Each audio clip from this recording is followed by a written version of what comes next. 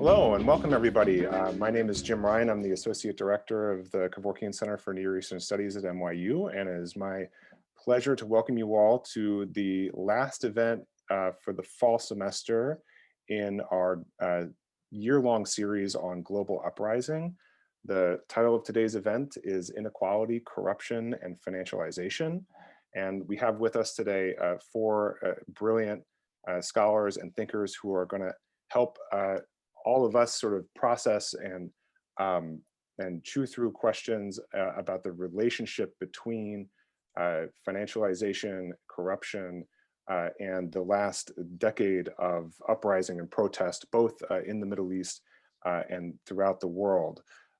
This is a series that has taken us, over the course of this semester and into next semester to take the upcoming 10th anniversary of the Arab uprisings as a jumping off point to reconsider and rethink what uprising means in our present, both in the Middle East and then around the world, particularly resonating with the protests and movements that we have seen both in the United States and Latin America, across Europe and Asia over the last couple of years.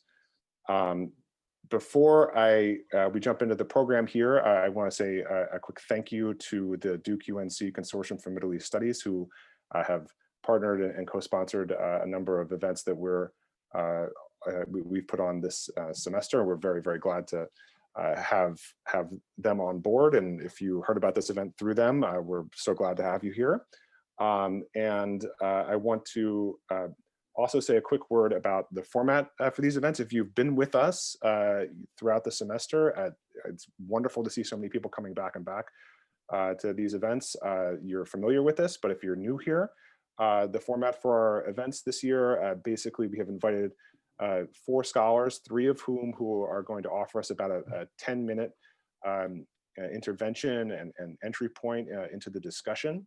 That is going to be followed by some reactions and questions from a discussant, who is then going to lead a conversation between the four of them for another 30 minutes or so. So after about an hour into the program, hour 15 probably, we're going to switch to audience Q&A. You can at any point, please post a question or comment into the chat. We will curate those and make sure as many of them as possible are asked in the audience Q&A portion. You will also have the opportunity to raise your hand and verbalize your question on your own if you have the will to do so at that time. We anticipate that our event's going to take about an hour and a half. We're going to close the formal period of the event around 2 o'clock, which is when a couple of our panelists have to leave. But if you want to hang out afterwards and carry on the discussion in a less formal capacity after that for a few minutes, we'll be happy to do that. So to get right to it, I'm going to introduce each of our panelists now, and then we'll begin from there. Our first presenter is going to be Pinar Bederhanoglu.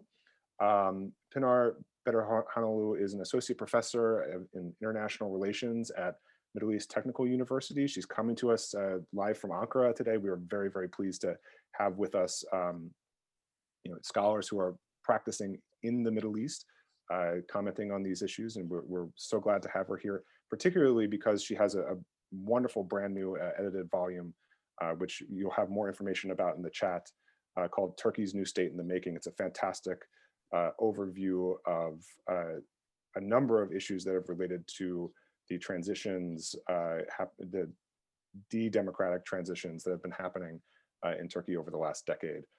Our second presenter is going to be Nils Gilman. He is the Vice President of Programs at the Berggruen Institute, in which capacity he leads the Institute's research programs, directs its resident fellowship program, and is also the deputy editor for Noema magazine. He's also the author of a really essential book on the history of modernization theory called Mandarins of the Future, one which I cherished as a graduate student myself.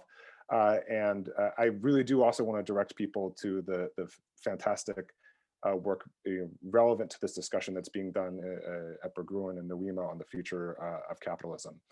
We're very, very glad to have him joining us from San Francisco today. Our third presenter is going to be Adam Honier. He's a senior lecturer at the School of Oriental and African Studies at the University of London. He is the author of Lineages of Revolt, Issues of Contemporary Capitalism in the Middle East. And he is also a contributor to an excellent new edited volume on a new political economy of the Middle East and North Africa, which we'll also send some information about in the chat. We're very thankful to have him as part of this discussion. Another contributor to that same volume is joining us as the discussant today, Aaron Jakes, who is an assistant professor of history and the co-director of the Capitalism Studies program at the New School for Social Research. Aaron is also a friend of the program, a graduate of NYU's PhD program here. We're very, very glad to have him back here. He's the author as well of a wonderful monograph, Egypt's Occupation, just out with Stanford University Press, which I'm going to send all of you to. We wish we could have all of these folks and their amazing books with us in person, but the beauty of our Zoom environment is that we have them all together from across the world here today. So I'm not going to take up any more of anyone's time. I want to pass things over to Pinar for our first intervention. Okay. Thanks a lot, James. Before I start, let me first thank James and the organizers of this conference series for formulating such significant questions on the political economy of global uprisings of the 21st century, and for giving me this opportunity to share my views with you. I've been working on corruption and financialization with a specific focus on state in Turkey, which I always problematize within a globally changing capitalist context. Hence, my comments today will base on my research and observations on the neoliberal transformation of the Turkish state and the experiences of the laboring classes within these processes. Even though the question of who take part in uprisings with what sort of motivations and demands is a question that needs to be answered within the historical specificities of different countries, I think that Turkey provides a very rich case from which important generalizations can be proposed. I hope that these will be some critical generalizations which will invite us to question some simplified assumptions on these questions, such as people take streets only for economic reasons, or financialization and corruption lead to economic inequalities directly, or as they don't name it, protesting masses do not care about corruption. I'll try to underline how the reality is much more complicated than these assumptions suggest by focusing first on the problem of corruption and then on financialization. If I start with corruption, we need to consider, I think, firstly, that the perceptions of corruption of the people taking streets and of the scholars, politicians, economists, or business interests might be different from each other. For the latter, corruption is the use of public office for private interests, so has a rather clear and mostly technical definition. For the people on the other side, corruption is more about injustices in life, which can hardly be eliminated from human history. So ordinary people have a more systemic conception of corruption, which they mostly take as granted. Moreover, I think corruption is also a way of life that they are also engaged in as a survival strategy, as many anthropological studies on corruption suggest. On the other side, it's also questionable why politicians, economists, or business people are interested in corruption. In the neoliberal history of Turkey since the 1980s, the most successful neoliberal governments with an expansive hegemony in the Gramscian sense have also been those recalled by their corrupt and crony practices. The two most notable examples are the Özal years in the 1980s and the AKP governments under Erdogan since the party's rise to power in 2002. Özal, as the architect of neoliberalism in Turkey, had attempted to create popular support for his neoliberal program by various corrupt enrichment practices for some new business groups, besides also upsiding down the merit-based hierarchy of the state bureaucracy in order to inject reformist cadres into it. The AKP, on the other side, has used the state's public authority for its specific political ends systematically to form a new capitalist class loyal to its Islamist agenda. The AKP's so-called golden years in the 2000s, in which the party put into effect many pending neoliberal reforms quite successfully, such as the privatization of large-scale and profitable state enterprises, the codification of new social security and labor laws, as well as the commodification of the public lands. This period saw also the development of what might be called a green cronism in service of Islamism. If we put aside the persistent and rather inert criticisms made by the oppositional political parties, neither the Özal years in the 1980s nor the AKP governments in the 2000s were criticized as corrupt by the global neoliberal establishment. This is most possibly because a level of corruption was considered necessary to curb the power of the social and political opposition to neoliberal transformations. Ironically, neoliberal cries against corruption in Turkey have been heard at some very strategic crisis moments, such as the 2001 economic crisis, as well as the current crisis conjuncture, in order to put the blame of these crises on the earlier corrupt governments and propose their weathering by further neoliberalization. These rather strategic abuses of corruption discourse by the neoliberals have been pragmatically adopted by the AKP in its electoral campaign in the 2002 general elections, and recently by the political opposition, who tends to explain the current economic deadlock in Turkey by the AKP's cronism only. Even though corruption is an ordinary topic in everyday life in Turkey, people do not seem to take these anti-corruption cries seriously, possibly because they know by their common sense that they would not be the winners of this battle anyway. I want to move now to the question of financialization, as the experiences of the laboring people within the financialized capitalism of Turkey are also more complicated than mostly assumed. This is because in the long history of financialization from the 1980s onwards, a process that has comprised phases of financial liberalization, expansion, deepening, regulation, and inclusion, there have been different historical conjunctures with different implications on the society. For our purposes of investigation here, the increased and systematic indebtedness of the laboring classes in the last 2 decades deserves a particular attention.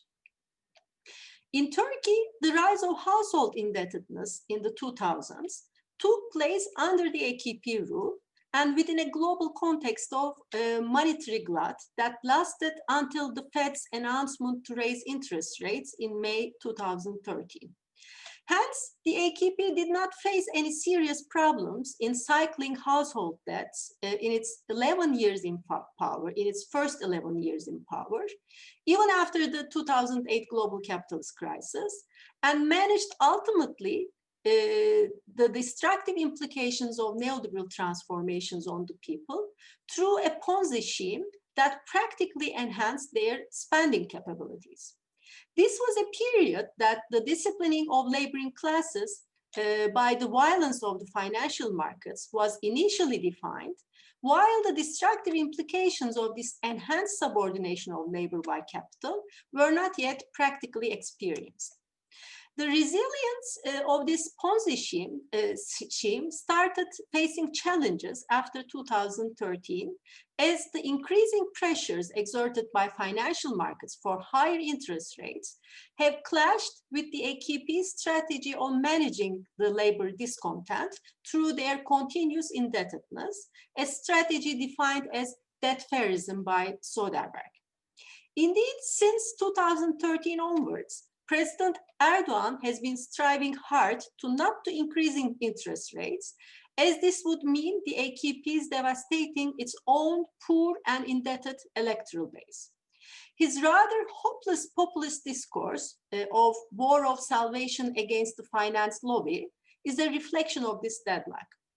However, it was the AKP itself that digged its own grave by displaying full loyalty to the global financial agenda in the 2000s, with the ultimate conclusion today that the government-controlled central bank could not escape from increasing interest rates sharply in response to three currency crises in January 2014, August 2018, and recently in October 2020, and in compromise with the global financial interests. In the Turkish case, one might expect social reactions emanating from the collapse of this Ponzi scheme only after 2020, as the burden of indebtedness on the poor has been increasing due also to the aggravating effects of the COVID-19 pandemic. However, it's rather questionable whether the anger of the indebted poor masses would be expressed in the same civil and peaceful ways adopted by the Gezi protesters in June 2013. The Gezi protesters used to be populated by the urban, educated, young, and secular half of the Turkish laboring classes, while the potential social reactions in prospect would come initially from the other half, which is predominantly not well-educated, old, pious, often with a rural background. The facts that this sharp social division in Turkey has been constructed by the AKP itself, and that the latter half comprises mostly also the AKP electorates, complicate the story further. In overall, this analysis on Turkey, on the management of class controversies and crises by financialization and corruption, enables us to propose some general conclusions for the rest of the world as well. 2020s will possibly be a decade that we will see the dire consequences of financialization on particularly the highly indebted societies of the global south, as the clearance phase of the global Ponzi scheme will directly increase the misery of the laboring masses there.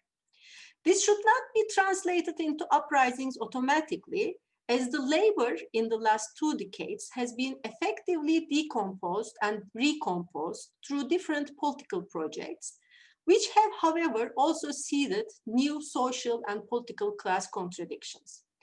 We can already see that cronyism will be re-promoted by the neoliberal political establishments as the main cause of these miseries. However, whether the people will be in a mood even to hear these tales again is rather questionable. Thanks. Thank you so much, Pinar. That was a wonderful overview and perfectly succinct to 10 minutes. Yeah, thank you very much. So now we're going to turn to Nils. So first of all, I want to thank NYU and the Kevorkian Center for having me on. And I want to apologize right up front. I am not a Middle Eastern scholar or specialist at all. I've obviously been interested in things that are going on in the Middle East casually. And as Jim mentioned up front, my first book was on the history of modernization theory. And the Middle East, Turkey, and Egypt were, of course, really important case studies and examples of modernizing societies that were used to theorize what modernization looked like in the 1950s in particular. I'm thinking of Daniel Lerner's classic book, Modernizing the Middle East and the Passing of Traditional Society, for example, which was published in 1958. What I want to talk about today is what happens in the wake of failed modernization projects.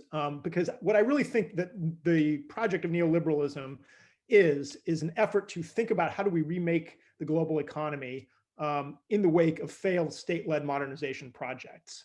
And what I want to talk about is 2 specific kinds of unusual sorts of what we could call uprisings that have resulted as a result of the in turn failures of neoliberalism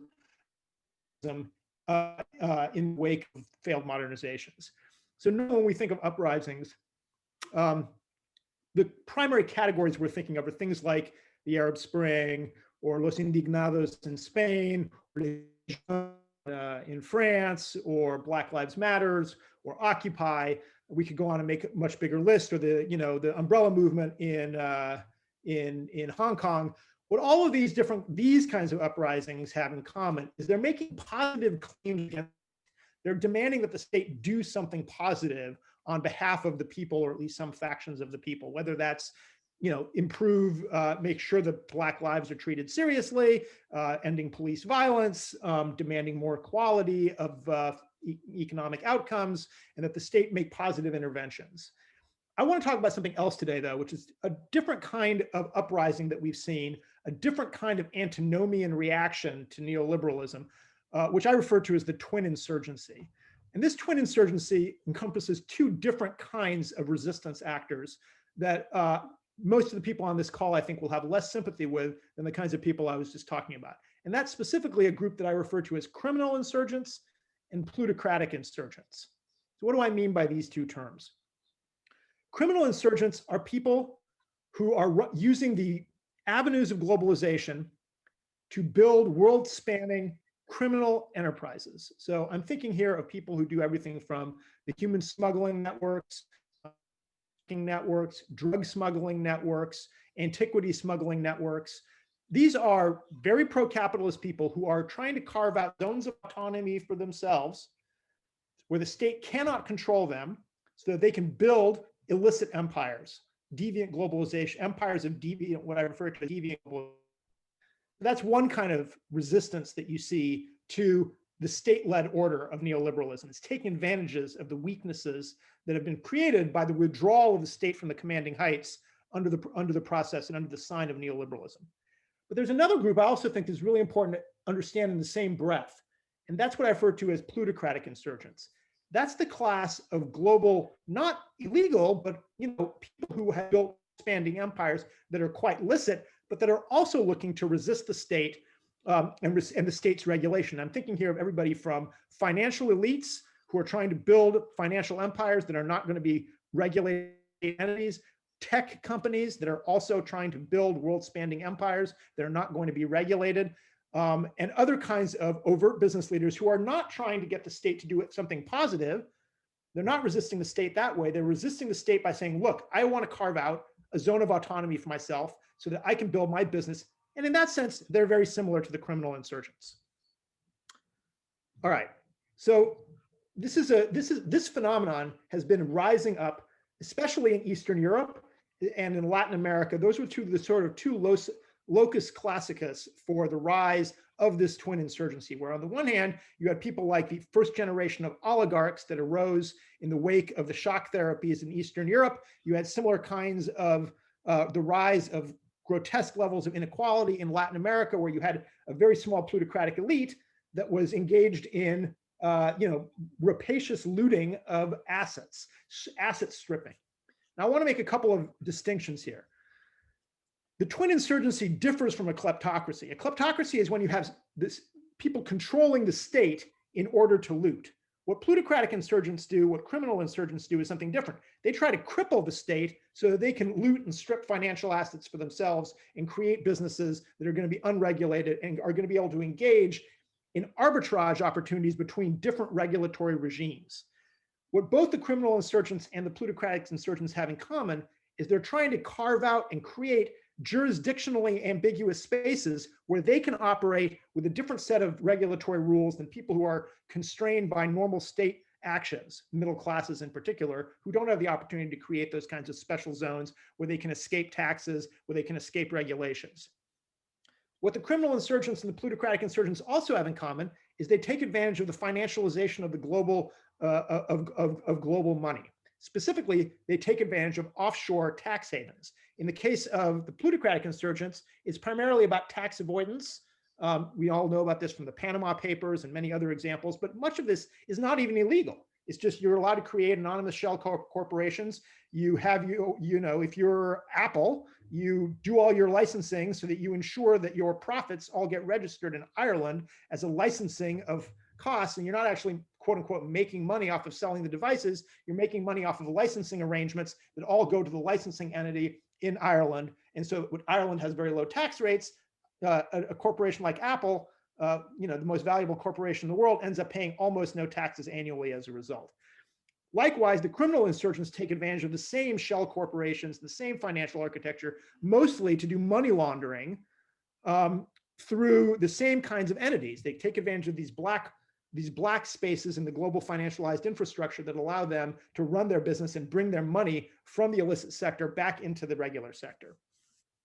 Now, building on Pinar's point, another thing the criminal insurgents and the plutocratic insurgents have in common is they have a strategy. One of the ways in which they cripple the state is through corruption, right? They bribe or threaten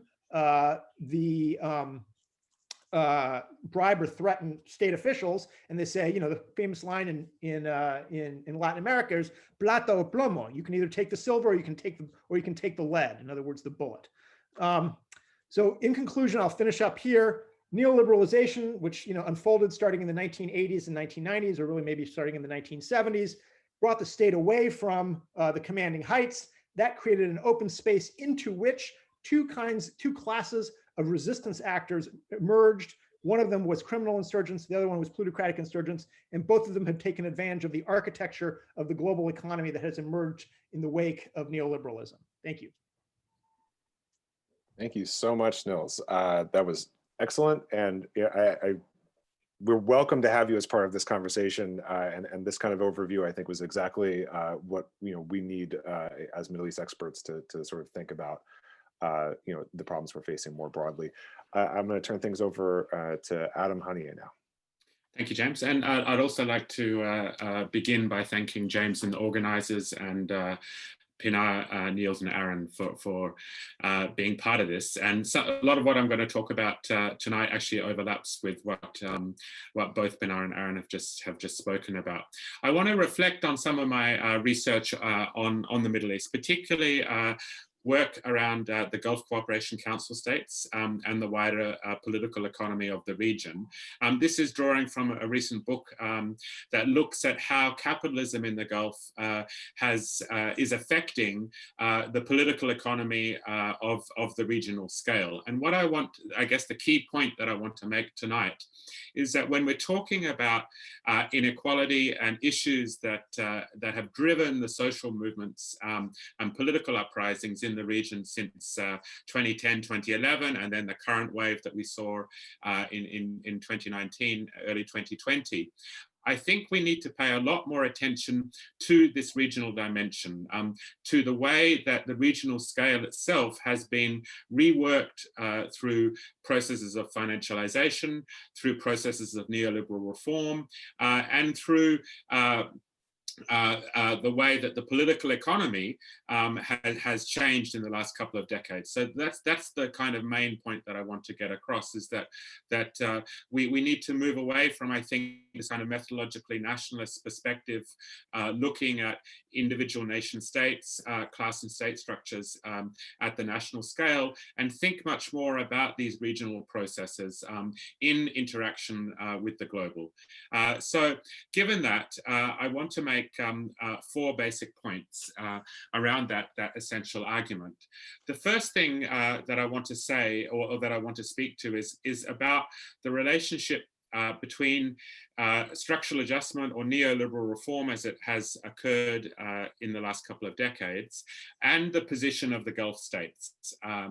As I said, I think one of the things we often do when we speak about capitalism, when we speak about liberalization measures, when we talk about privatization and so forth, we focus, I think, too closely simply at the national scale.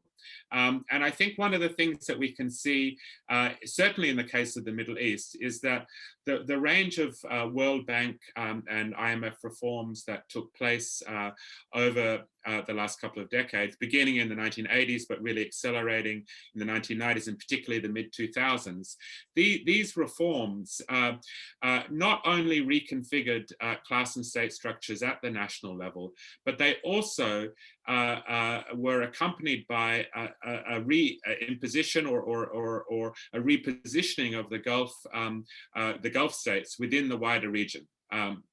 What I'm talking about here, large business conglomerates, large capital conglomerates in the Gulf states that are both privately owned and also closely connected to the state and including state-owned institutions. that took advantage of the neoliberal turn through the last couple of decades to further deepen their involvement in economic structures in the wider region. In other words, Gulf capital was a prime beneficiary of these policies that we saw when the opening up of sectors to foreign direct investment, the liberalization and deregulation of various markets were processes that were reinforced and strengthened by the internationalization of Gulf capital that took place at the same moment. And I think this is really important to think about when we try to conceptualize neoliberalism, because it means that neoliberalism was also bound up with the development of new economic and political hierarchies at the regional scale or at the regional level. So to be clear here, I'm not saying here that the national is not important. I think obviously the nation state and what happens at the national scale is key to implementing these kinds of policies. But these policies are also mediated through their connection with other regional powers. In particular, I think the Gulf really stands out here. So we can look at this in a variety of sectors. And I've done this in my book, but I want to just talk briefly tonight about banking and finance, because I think this is really illustrative of the processes that I'm describing. Over the last couple of decades, particularly the last 10 years, Gulf-based financial institutions have taken a major role in the banking systems of other non-Gulf countries through mergers and acquisitions, through setting up subsidiaries, through minority investments in the banks of neighboring countries. If we look, for example, at Jordan, Syria, Palestine, Egypt, and Lebanon, banks that are GCC based, as well as other GCC non-bank financial institutions, actually control more than half of all non-state owned bank assets in those countries that I mentioned: Jordan, Syria, Palestine, Egypt, and Lebanon. In the case of Jordan, it reaches a remarkable 86% of non-state owned bank assets are controlled by GCC related banks. This I think is really important, not simply because of the centrality of banking to the wider economy, but it means that when we think about financialization in the region, in other words, when we think about the growing weight of financial assets and financial profits, the importance of financial incomes for non-financial firms, the growth of mortgage markets and lending markets, all of this is deeply connected to the regional expansion of Gulf-based financial capital. Now, this means that the Gulf has become a principal intermediary between the citizenry or the wider population of the Middle East and the market. Social and economic policies, not to mention political alliances, are deeply shaped by this relationship. So, for example, when we look at Jordan, where we've seen over recent years a rapid growth in consumer and real estate lending, commensurate with financialization policies globally, we are not just seeing this as at the level of Jordan. We are seeing the ways that Gulf-based banks intermediate this financialization, the financialization of Jordanian social relations. So, for example, the Housing Bank for Trade and Finance, which is the main mortgage provider in Jordan, it used to be a state-owned bank. It was privatized in the early 2000s. It is now Gulf-owned, owned by a number of Gulf institutions. So this bank, which is the main provider of mortgages and has been quite central to the changes to housing markets in Jordan, is now a Gulf-owned institution. So that's the first point, and the longer point that I want to make, that economic change, these kinds of reforms over the last couple of decades have really accentuated the position of the Gulf in the wider region. So the final two very quick points that I want to make is that finance and these kinds of relationships, in particular banks and lending, have become an important means of projecting power in the region. And again, I think the Gulf is a very good illustration of this. We can see this not only in terms of aid and in terms of loans from the Gulf to other states in the region, but I think one of the really interesting things that we've seen in the last few years, basically since the Arab uprisings, is the way that the Gulf states have been placing their own dollar reserves in the central banks of neighboring countries. This has happened in Egypt, and in fact in 2016, I think quite remarkably and quite it wasn't really widely noticed, was the fact that Egypt's external debt was mostly to Saudi Arabia, the UAE, and Kuwait. The debt that Egypt owed to those states, primarily due to the fact that these states had placed their dollar reserves in Egypt's central bank, was more than the total it owed to all international financial institutions at that moment in 2016. I think that shows the way that finance has become a means of developing and accentuating power globally. I think, just to speak to one of the questions that James raised around what does this mean in terms of strategy and social movements, I think it does raise the question of the importance of mapping these kinds of debt flows, including the placement of dollar reserves in central banks. And I think the issue of a debt audit, which we've seen in some European states, for example, Greece, raised by some social movements, I think is really important to see where the money has been given, where it has gone, what has been spent on. This relates, I think, to a lot of the points that Pinar was making around corruption as well. So the final point I want to end on relates actually very much to the point that Niels was making, and that is looking at, I think we need to explore much further the link between free trade zones, financial trade zones, and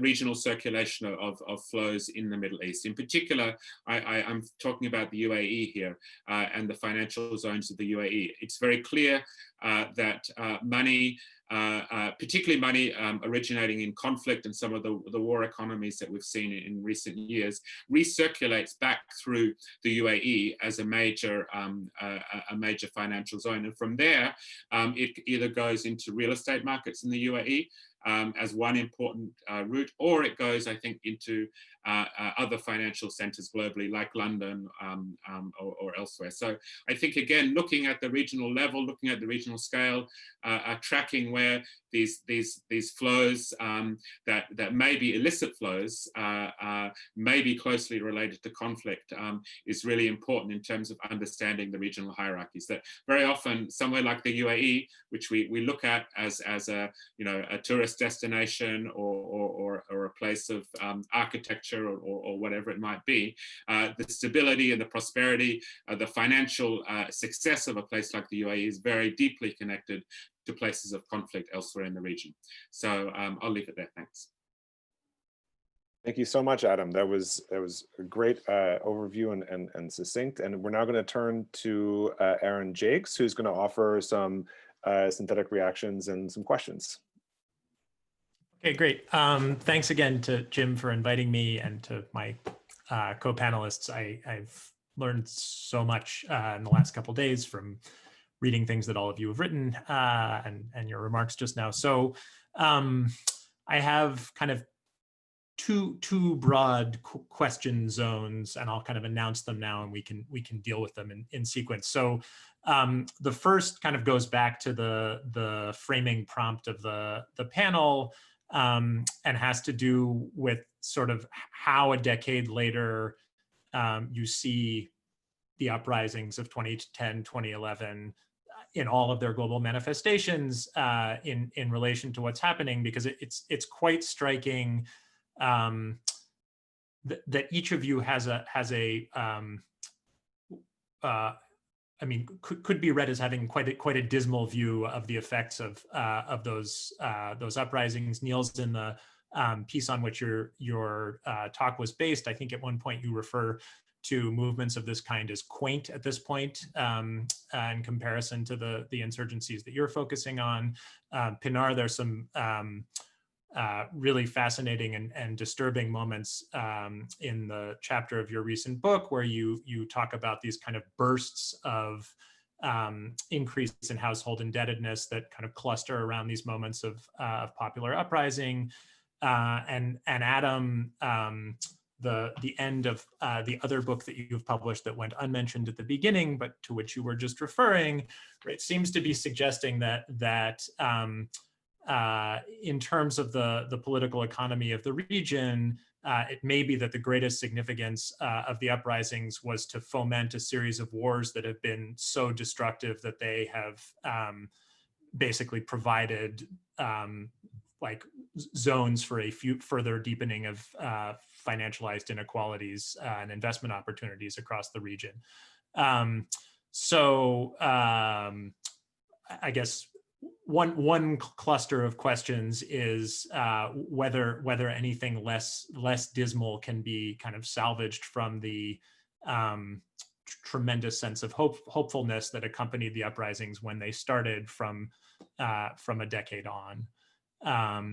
And if not, or if so, I mean, each of you is suggesting something about a kind of a mismatch between the sorts of political strategies that were being deployed and the way that finance, in particular, in the various sites that you study, seems to operate. And so if, for example, Niels is right that one of the problems is that these are movements that, despite their kind of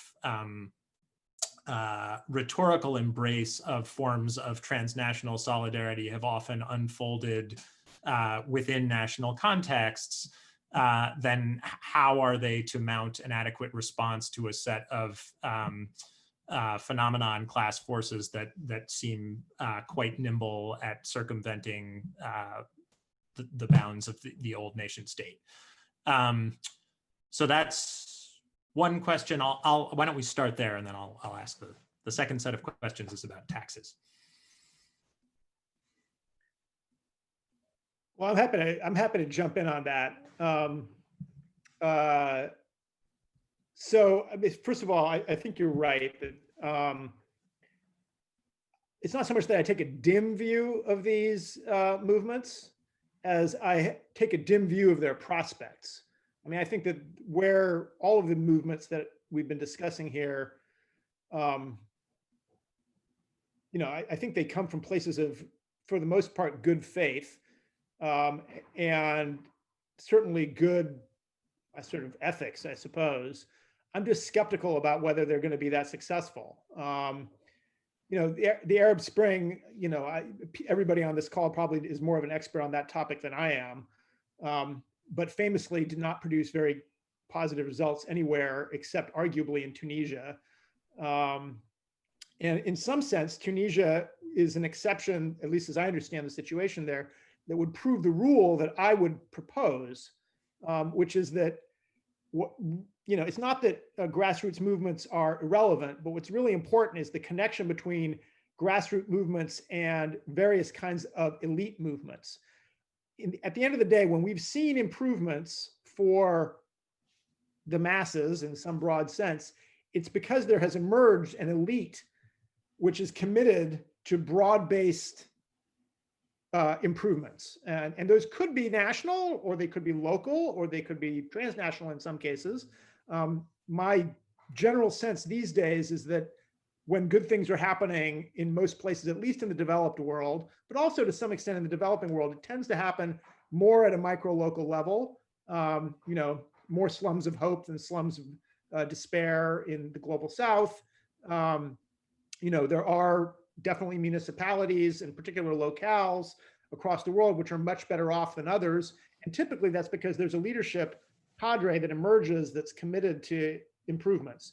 So, you know, I tend, and I'll just lay this out as a prior I have, that I tend to think that, you know, societies are successful to the degree to which the elites don't just see their elite status as an opportunity to loot and self-deal, but to try to produce public goods in a broader sense. And I think that what we have been lacking almost everywhere in the world over the last 30, 40 years are that kind of elite. And the question is then, how do we recreate that kind of elite? And there's a lot of theories about that and debates, but I think that's the fundamental challenge that we have to face. If I could jump in here, James. Sure, go ahead. Yeah, I was just going to say on Aaron's question. I mean, I think it's really important to look at what happened in 2019, early 2020, pre-COVID times. The second wave of uprisings that we saw emerge in the region, particularly Lebanon, Iraq, Algeria, Sudan, standing out. I mean, I do sometimes think we periodize these things as too black and white. There was always struggle from 2011 onwards, but I do think that kind of second wave that we saw in 2019 is really important to point to.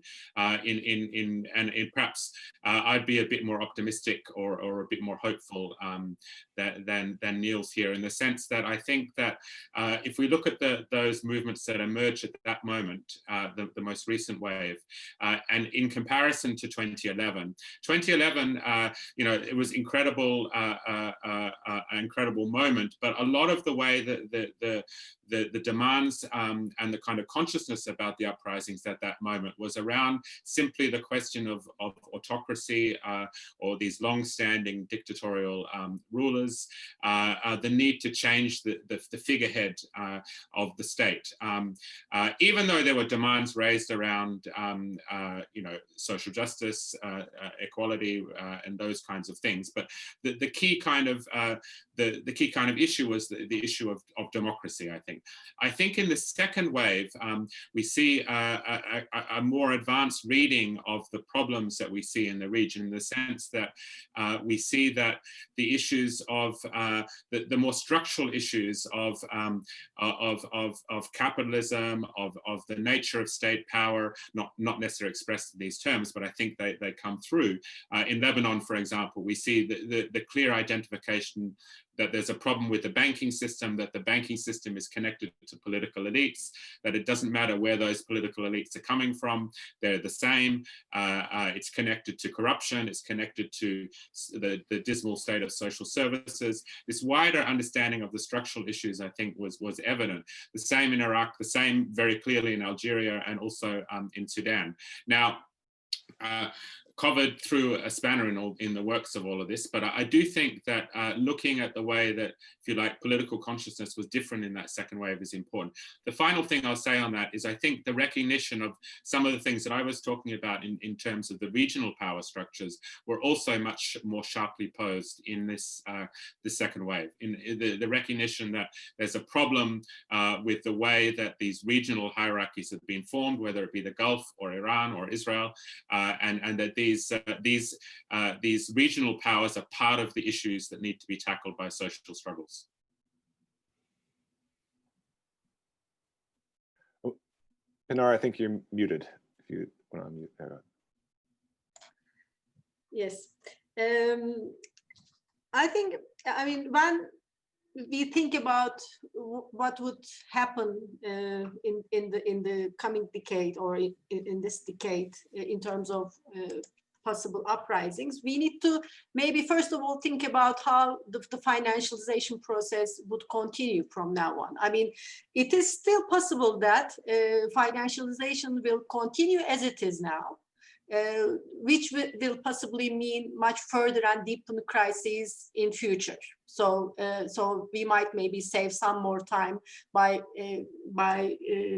by the continuation of financialization, the monetary expansionism. So maybe a deterioration of the fundamental problems that are already existent at the moment. However, if it in a sense decelerates, or if the monetary expansionism in a sense would come to an end or started moving towards the developed capitalist countries, then possibly for the Middle Eastern countries and in overall for the global South, it will be a rather bad news in overall, because the implications of this would be directly felt by the working masses in overall. However, I think at this stage we need to maybe make a differentiation within the laboring classes, as I try to underline persistently, because I think in the uprisings in the Middle East so far, including the Turkish case and maybe even the second wave that Adam mentioned, I think seems to be reactions basically to the autocratic states. They were demands for democracy. And I think they were mostly, in a sense, voiced by who are called those middle classes in overall. So, or in Neil's terms, maybe the winners of the modernization project, in a sense. However, I think if in a sense the financialization would not continue as it is now, or it will anyway come to a sort of a chaotic end, at least for the region at some point, then possibly we'll see some newcomers to the streets, and these newcomers would be those who were directly affected by the miseries, by the implications of indebtedness. I mean, in the Turkish case, for instance, these are basically today's the AKP followers, the AKP electors mostly. These are the mostly the losers of the modernization projects of different countries. And if we consider that these were also the people that started enjoying being respectable citizens, in a sense. I mean, respectful, maybe not in the sense of many middle classes would define it, but in terms of spending as they, I mean, to a level, being accepted or being taken, I mean, being at least considered by the elites, by the state, for instance, or given a role, for instance, by the state. So I think those large masses would not be really very willing to just go back to their old lifestyles, just accepting the implications of basically of their indebtedness. That's what I think. So what I want to say is that the future uprisings would be much more chaotic than we might assume, because possibly the governments, obviously the middle classes or the so-called the well-off sections of the working classes would still be possibly on the streets, more with demands, more with some political demands, and the others would be demanding some others. And possibly the governments will try to basically keep these divided, first of all, and if possible, as against each other. So for instance, in Turkey, that has been a strategy of the AKP governments for long. So the AKP is quite consciously trying to create two antagonistic sides, basically, in Turkey, in between the middle classes and those others in specific. So in that sense, obviously, within the new problems of the 2020s, maybe there might be some chances that these two sides might come together, okay? But this would possibly face the authoritarian face of the state, the violent face of the state much further. However, maybe my next last point on this would be that possibly the future uprisings will ultimately define the specific new form of the capitalist state in overall. That's what I really sort of sense. Okay, so possibly that chaotic environment that the uprisings would create will give the now powerful groups, powerful classes, the chance to restructure even the institutional structures of the state in a way that they would desire or they would like to experience, for instance, within such a context. So my not expectation, but my concern is that the future uprisings will ultimately lead to substantial transformations in the very institutional structures of the modern states that we know them as I mean, so far.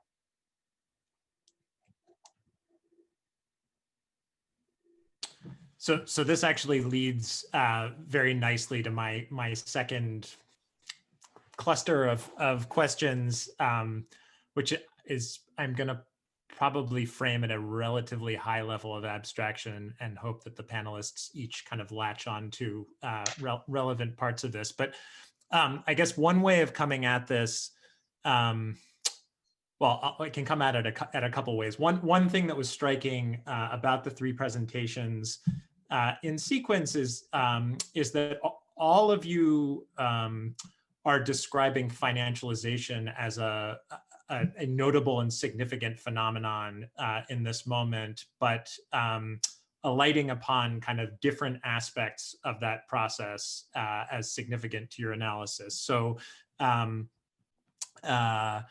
right, again, Pinar, you've just kind of emphasized for us the role of a kind of financialization of the everyday lives of working people through expanding forms of indebtedness and the kinds of volatility that those generate by rendering people's livelihoods dependent on the stability of central bank interest rates, among other things.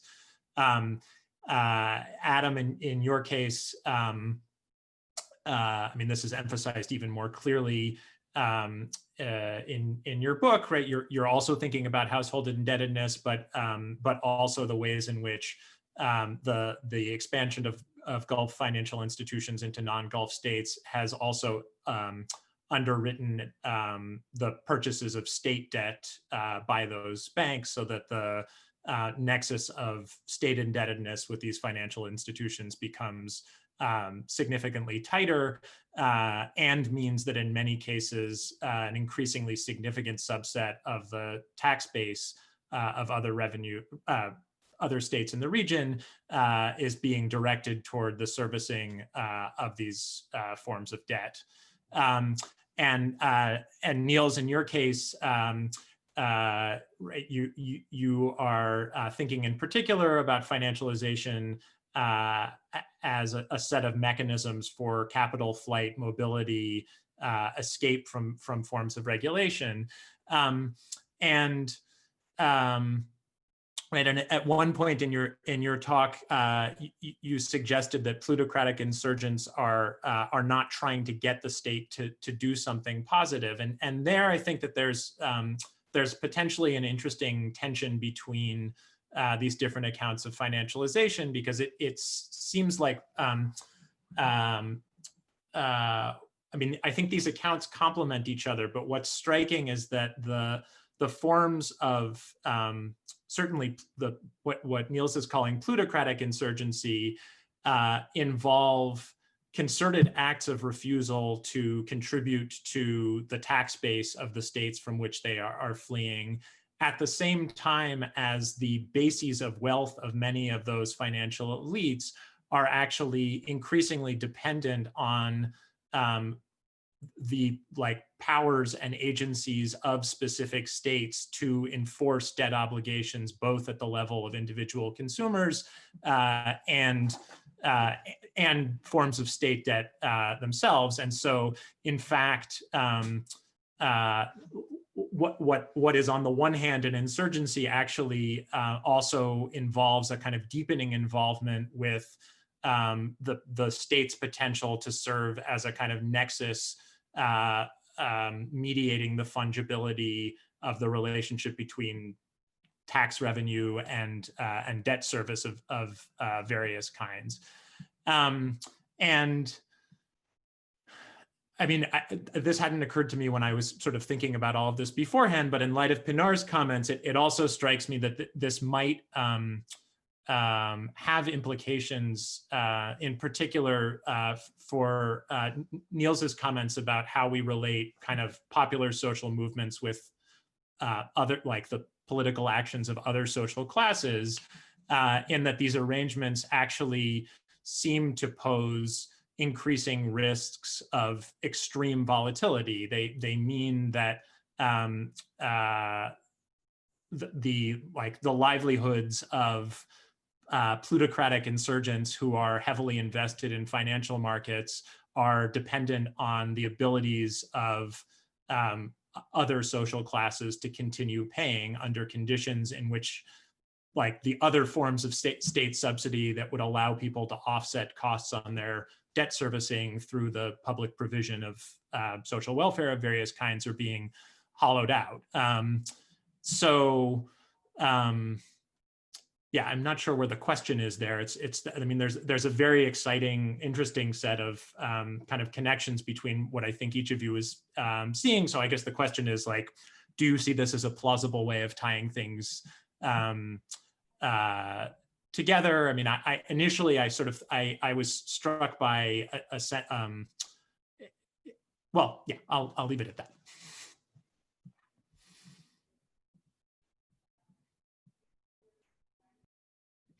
Well, I guess I can jump in first again. So a couple of things. So first of all, I think I really like the way you've connected to the three ways and different ways in which the three of us have talked about financialization. I think you're right, that we're each referring to it in somewhat different ways. I think I would like to clarify a couple of things that your comment prompts in me. One is that when I say that the plutocratic insurgents have a sort of a negative view of the state, I'm thinking particularly of the state as a project of social reform. You're absolutely right that there's still a desire to have the state serve as an enforcer of contracts. This is something that makes them quite different from criminal insurgents who are willing to figure out their own ways to get contracts enforced, right? You know, the contracts for how people will be transported across the Mediterranean from Libya to Italy are not being enforced by courts. But the contracts about how, you know, debt servicing from middle classes who are, you know, ringing up credit card debt in order to be able to have cell phones or whatever, obviously that is being enforced in various mechanisms, through various mechanisms. I think the bleeding edge of some plutocratic insurgent thinking does even try to imagine going beyond that. One of the reasons why so many of these people are really into cryptocurrencies is because they have a fantasy, and I think it is a fantasy because ultimately all money requires some sort of enforcement mechanism on the back end. And if it's, you know, and those are going to be either states or they're going to be gangsters. I mean, there really is not a third option. And the idea that it's all going to happen through crypto and we can have a, you know, anonymous register as a way of enforcing these contracts is constantly betrayed by the fact that there are scams that, you know, unfold around Bitcoin where there's thefts that go on, or there's forks between different cryptocurrencies and so on. So I don't think there's ultimately any escape from the state. What I do think that these financial elites and other elites that are interested in holding the state at arm's length is they don't want to be personally responsible for funding a social reform project to, you know, lift up the masses or, you know, engage in the building of public services and public works. You know, they feel as if they can, you know, privately provide for themselves everything that they need, and other people, you know, if you're too feckless to become an elite yourself, well, too bad. Don't expect the state, don't expect rich people to pay for it. I think that's the basic view that we have from a lot of these elites, you know, worldwide. May I come second now? Yeah. I think I need to maybe clarify a bit more what I mean by financialization, because by financialization, I mean a process that highlights, I think, the enhanced structural power of capital in overall. So my understanding of financialization is, I think, more structural than actor-based in a sense.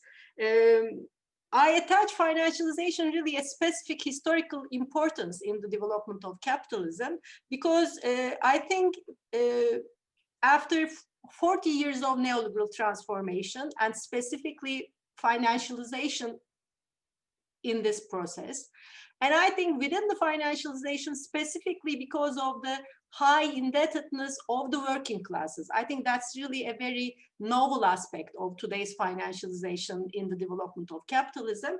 I think what we see is maybe a reconstitution of the separation of the political and the economic in capitalism. That's, I think, a very fundamental transformation.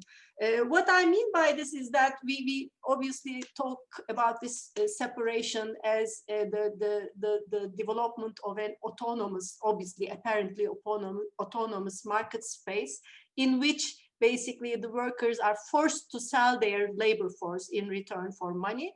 Okay, so that's the fundamental process then through obviously dispossession and etc.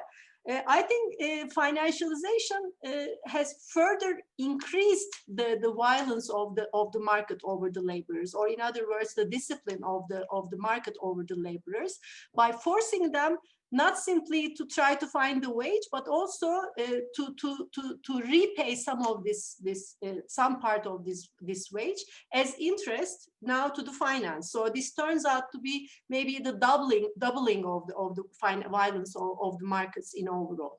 So I think today we observe a very fundamental reconstitution of the separation of the political and the economic, with the implication that the market seems to, or capital through the financialized markets has been now much powerfully subordinating, not simply the laboring classes, but also the states, but also the plutocrats, so also the individual actors of the financial sphere.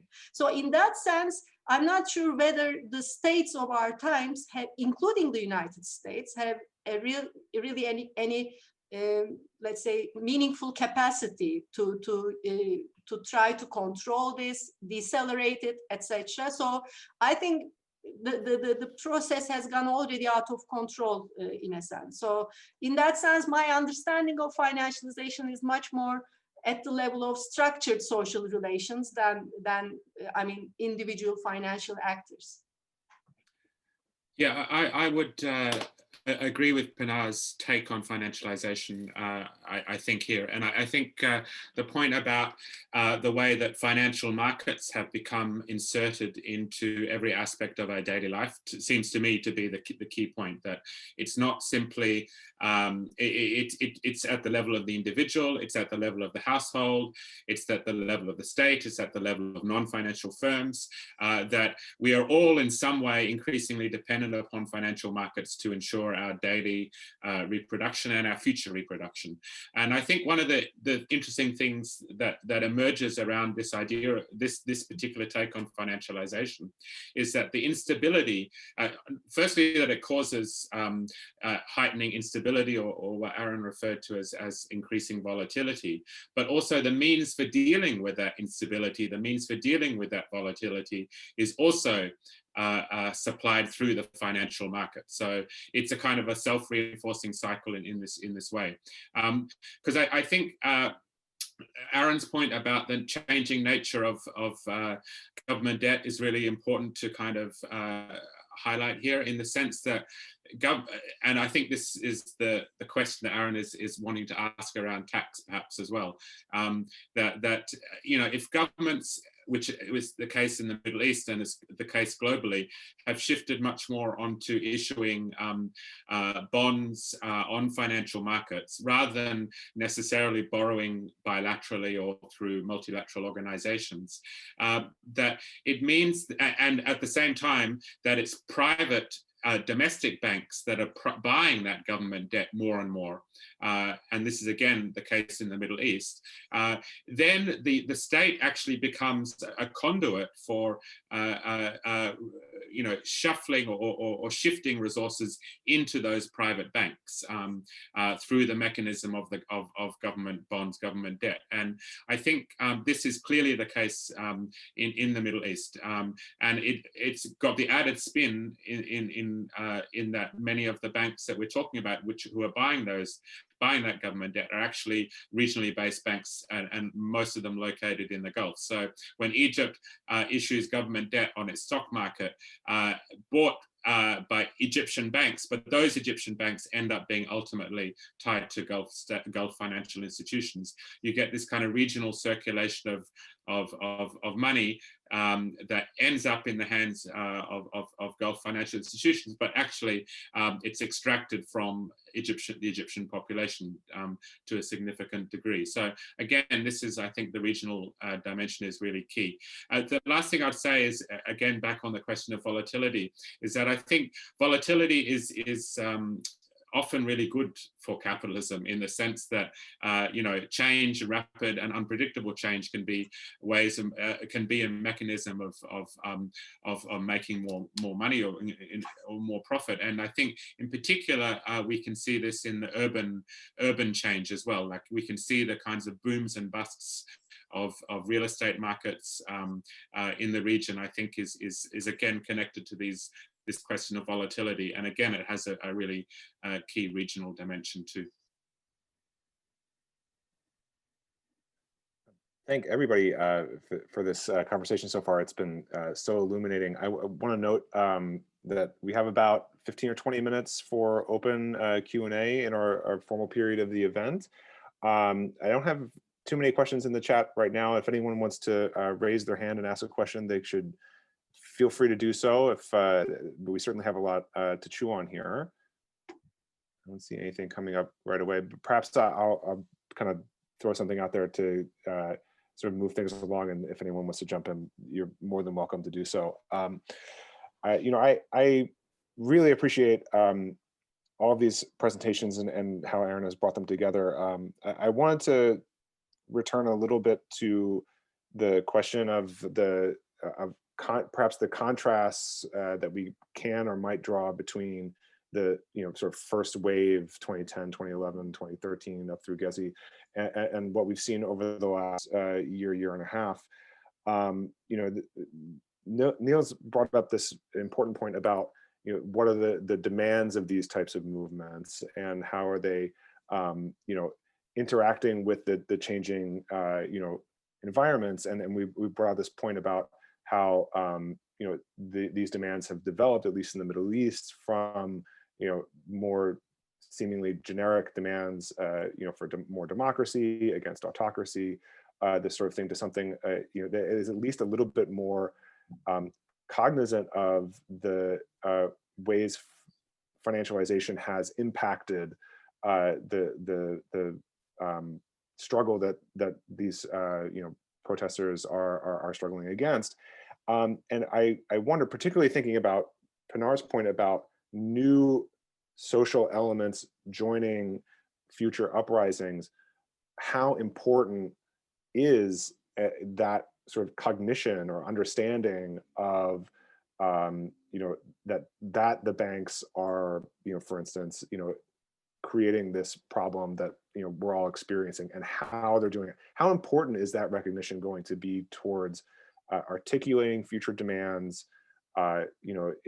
Is it not important? I mean, it is, I think, an open question. But it was striking to me, in the midst of the protests in Lebanon, that you had, even we mentioned this in the description of the event, that you have, what is it, Bloomberg calling for Lebanon's riches to take a haircut. That's something you wouldn't have seen written about Occupy or about Gezi or about Tahrir, and you did see written last year. Does that matter? Basically, is my question, and in what way is that kind of recognition going to be important going forward?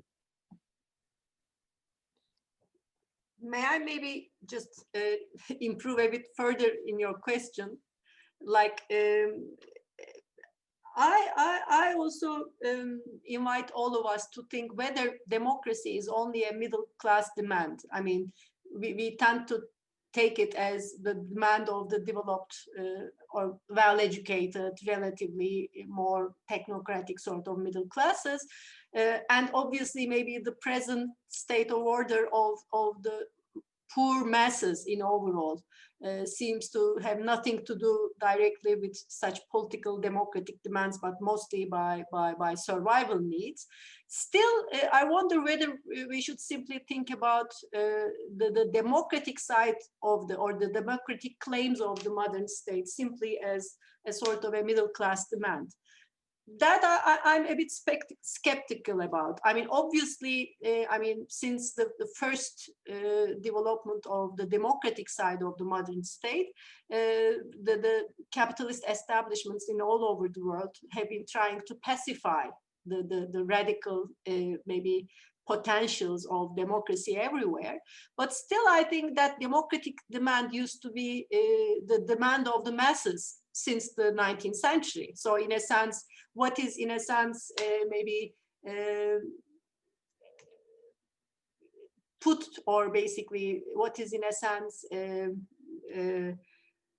fixed within the modern state as democracy is indeed a remnant of the old social uprisings in the 19th century. So it's a heritage from the working classes of the previous maybe generations. So in that sense, even though we've lost quite a lot, I mean, even though the masses in overall seems to be much more interested in simple survival, even under conditions of maybe loyalty on a much charity base, so not necessarily on modern citizenship terms. Still, I think these democratic demands will be at some point taken important also by the masses. I don't know, maybe I'm too optimistic about this, but I don't think that they are there, or at least, I mean, you might have a very, just by the nature of the common sense, you can find everything in the common sense of the people. I mean, they try to live comfortably by simply behaving loyal to some maybe local rulers, or I mean to the government, or just try to be obedient. But on the other side, they also want to be accepted as equals. So that's the heritage of the 19th century in overall. So maybe we can try being a bit more optimistic. I'm saying this also to myself. Maybe I can jump in and make one comment about this, which is the demand for democracy, it seems to me, begins as a procedural issue, as Pinar is suggesting, where people want to be recognized as political equals in the community. But the question is, political equals to what end? Pinar, you just used the word equality. One word I don't think any of us used yet is inequality, and particularly economic inequality. Financialization is a mechanism that drives growing economic inequality. It's both a driver and an expression of that. And many of these movements are rooted in a sense that there is growing inequality, but not just inequality in an absolute sense. There's also an inequality in the sense that there's a blockage, right? I mean, a big part of what motivated the phase one of the Arab Spring was the sense that, certain elites had basically rigged the system, and while profits were being made, they were being hoarded by a small group. And meanwhile, if you're a fruit vendor, the state is punitive towards you, and you can't even, do basic things to get yourself out of a precarious situation. And so what starts as a demand for political equality becomes a demand for economic equality pretty quickly. And I think that, the relationship between those two things is often not very well defined. And I want to just make an observation that's mainly based on the so-called third wave democratization studies. The third wave was basically the wave of democratization that we saw from the late 1980s through the 90s, primarily in Eastern Europe and Latin America again. And one of the reasons, the United States prior to the early 1980s was not very keen on democracy promotion. The National Endowment for Democracies is not set up until 1983. The reason why the United States sort of comes to the pro-democratization party in the late 1980s is because socialism as an ideology is dying or is dead. So it's totally fine to have a democracy so long as the democracy won't do things that compromise the economic privileges of the elite. So as long as we take, social redistribution off the table, well, then why not let people pick their leaders and, so on and so forth. As soon as the issue of social redistribution comes back on the table, economic elites start to get really skeptical about whether democracy is such a good idea. And so the relationship between these two things, I think, cannot be separated from one another. So insofar as the democratic state does want to take on financialization, elites are going to become a lot less sympathetic towards democracies, it seems likely to me. If I can just add a little bit to what Niels has just said, I think the other aspect, which is, I think, quite evident in the case of the Middle East, is that the autocratic and authoritarian states that emerged in the region through the 1980s and were so heavily supported by international financial institutions and Western governments, particularly, obviously, Mubarak really standing out in this respect, were tied, I think, quite intimately to the rollout of those structural adjustment plans at the same time. So autocracy was, if you like, went hand in hand with the kind of structural adjustment processes that occurred over the subsequent decades. So I think what this really illustrates is that this twinning of free markets and free elections that the Bush administration and the democracy promotion mantra had through the 2000s is exactly the opposite of what happened, in the sense that authoritarianism was the necessary kind of handmaiden of these kinds of liberalization measures that we saw in the region.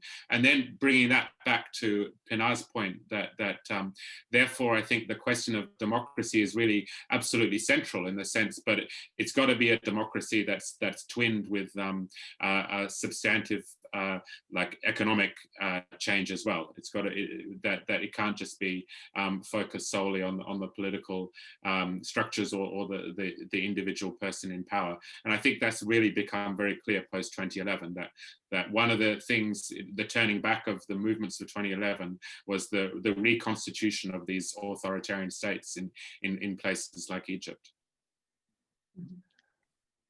Wonderful. We have a couple of questions that have come in through the chat, and folks have asked if they could ask that verbally. So we're going to try and get two questions from the audience here before Nils and I believe Adam have to go. So I'm going to ask Giannis to unmute, if he can. Yes. Thank you, James, and thank you to the panel. It's a very pertinent subject to be talking about. If I can phrase them very quickly, two questions within the subject of democracy. Number one, I don't believe that we can have democracy if unless we can choose the leadership by random selection. In other words, any citizen can become the ruler. And think about it. What positive after effects and consequences will that have if the person that, for example, I think I hate, or I think it's odious to me, can become my ruler?